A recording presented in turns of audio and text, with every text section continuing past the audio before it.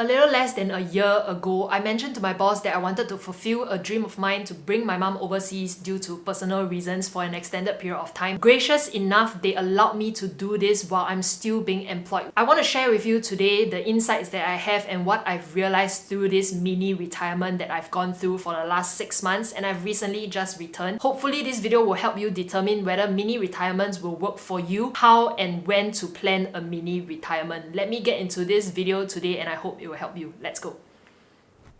I've recently chanced upon Ali Abdaal's video, How to Retire in 10 Years, and a lot of what he mentioned in that video resonated with what I've thought about. The three kind of retirements that he mentioned in the video, one being traditional retirement, where in your life you work all the way up until the retirement age in your country. In Singapore, I think it's 65 years old, and then you enjoy the rest of your years up until the day you pass away as your retirement. The second kind of retirement is mini retirements, where you spread your retirements throughout your life. So in certain points in your career, you take a break, you go overseas. If not, you take flexi arrangements with your workplace and you go to a certain country where you want to enjoy and work. Spend your time doing what you actually love. That is considered a mini retirement. Perpetual retirement, on the other hand, is where you never work a day in your life. Whatever you do brings in income and you enjoy the work that you do. He mentioned this quote from Naval Ravikant: retirement is when you stop sacrificing today for an imaginary tomorrow, and when today is complete in and of itself, you are retired. I really love this quote. It is so true. If you can bring in a form of income for whatever that you are doing on a day-to-day basis and you're passionate about it, consider that as perpetual retirement because you don't consider that as work. The break that I was on, I count it as a mini retirement. I started traveling in September 2022 up until end of February 2023. So that is roughly about 6 months. The first 3 months I spent it in Korea and my mom was there with me for certain periods as well. After that, I came back for work and spent Chinese New Year here. Then we departed for Taiwan. I spent 3 weeks in Taiwan before going to South Korea for the remaining month, and I got back in end of February 2023. So in total, that was 6 months abroad. Many of you have asked how I managed to do this and still be employed. I guess in my case, it was really fortunate that they allowed me to go on this journey to spend more time with my mom, do what I need to do before coming back to work with them. That was very nice of them to allow that for me. For those of you who are looking for opportunities like that, I truly believe that after COVID, a lot of companies actually allow you to remote work, and I do have friends who do not have to head into office every single day. They can work from anywhere they want and still be able to fulfill and earn an income. It could be a job like that that you could go for. What have I gained during this mini retirement? Memories with my mom and my brother, which I will never trade anything for. These memories will last for a lifetime, and honestly, the entire trip was really enjoyable. Spending more time with my mom also built certain patience in me that I never had in my life. The second thing that I've gained out of traveling for the last 6 months was a taste of the kind of life that I wanted. Not in a way where I was out and about on the road all the time. I actually made an Instagram story post along the lines of spending 3 to 4 months on the road really wasn't for me. I missed out on a lot of family time because my brother, my sister, my dad is still here in Singapore, and there were things like church service which I missed out on as well. Instead, the kind of life I wanted was being able to wake up at 4 a.m, spend my mornings productively, have my breakfast, journal, and watch the sunrise before I go into a productive day of work from 6 a.m. to about 2 to 3 p.m, and then spend the rest of my day exploring the country, if not working on this YouTube channel. When I was abroad, it was the time that I used overseas to focus and grow this channel to what it is today. It is not big, but it is something that I've been focusing on, and it keeps me going in that sense. And the third thing that I've gained out of taking this mini retirement is to take action to create a life that I wanted for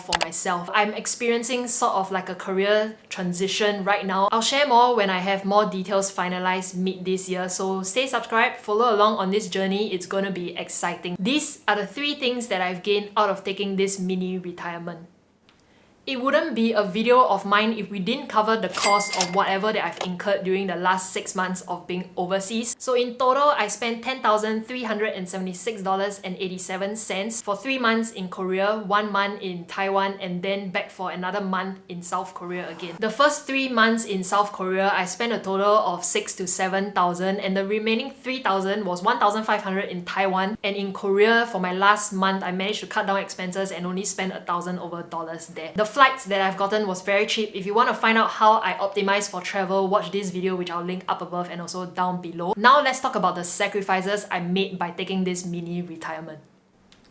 A quick one before it rains. What I've sacrificed for taking this mini retirement for 6 months was reaching the 100k by 30 goal that I had for myself. It is a very common goal for everyone in their 20s, at least from what I know, that they want to hit 100,000 by 30 years old. For me, it was a little slightly earlier than 30 years old, but definitely going on this mini retirement has brought my entire net worth down by $10,000, and I may or may not be able to hit my goal of reaching it earlier before 30 years old, but I do not put an immense pressure on myself to reach this goal that I have. I am thankful and also very privileged in a way that I do not have any debt when I started out working in my 20s. My father was a very responsible man. He had invested in us in our university education. All three of us as siblings, we have all gone to university, graduated with no debt at all, and it has definitely put me in a spot where it is called privilege. I know some of you out there have to pay for your own university fees, and that is absolutely fine. Your main goal should be clearing off that debt, especially right now when interest rates are on the high. 100k by 30 years old is a privileged goal, and I'm not saying that it is not possible. It is possible for many of you out there, even if you have debt. It really depends on your lifestyle. So for me, that is one of the things I sacrificed to reach 100k by 30 years old. It may or may not happen. The second thing that I've sacrificed was not investing into the market earlier. When in September 2022 it actually went down and it decreased. It was a good time to enter into the market, but starting later is better than not starting at all. I started my investment journey in November 2022. It was one of the things that I missed out on. If I had not spent on this mini retirement, I could have invested more into the market. But as I said, the things that I've gained outweigh whatever sacrifices or whatever losses that I've made. So things like investing into the market earlier, a market downturn could come again. It doesn't really matter when I start as long as I've started. In November 2022, I started my investment journey. When I was back for 2 or 3 weeks, I started investing. I have a video covering that as well. I'll link it up above and down below if you want to know how to start investing. I shared about my own personal journey as well. The third thing that I sacrificed was a faster career progression. I wouldn't exactly call it a sacrifice to me, but some of you could see it as a sacrifice. I do not want to climb the corporate ladder. I know for myself that working a 9 to 6 for the rest of my life was not something I wanted, which is why I even started out this YouTube channel in the first place. More than just sharing it so that I can help people, it is also something that I wanted for it to become a side hustle, for it to bring me more income so that I can not have to rely on a 9 to 6 job. Career progression is not something that I actually look out for. Had I not gone for this mini retirement, I could have been promoted earlier at work, etc. It is something that you should take into account. Going for a mini retirement could actually delay your career progression. So this is one of the sacrifices. So just a recap, the 3 sacrifices: not reaching 100k by 30 years old, may or may not. The second thing I sacrificed was not investing in a market downturn in September 2022. The third thing was a faster career progression. If I had not gone for the mini retirement, I could have been promoted at work faster. That is all in all my experience taking this mini retirement for the last 6 months since September 2022 and up until February 2023. The 6 months abroad has truly changed my life, a lot of which I wouldn't trade anything for. I truly enjoyed my experience, and now that I'm back, I have a lot of things that I want to work on and also share with you guys more, help you guys in this personal finance journey, and at the same time grow this community. I truly am very grateful for every one of you out there who has left comments in this YouTube page, or if not at my Instagram DMs, to tell me that, you know, the videos that I've been putting out has actually helped you in one way or another. It really keeps me going knowing that I can help another individual out. At the end of the day, the YouTube channel that I have, the core value that I will have is I will always be as transparent as I can be. As much as I can share with you the numerical figures of where things come from, etc., I will share with you guys unless I'm held by certain clause in a certain contract. I hope all the videos that I've put out on my channel has helped you in one way or another. If you have anything to say, leave it down in the comments section below. I read every single one of them. If you want a more direct way, DM me on Instagram. I reply to every single one of my DMs as well.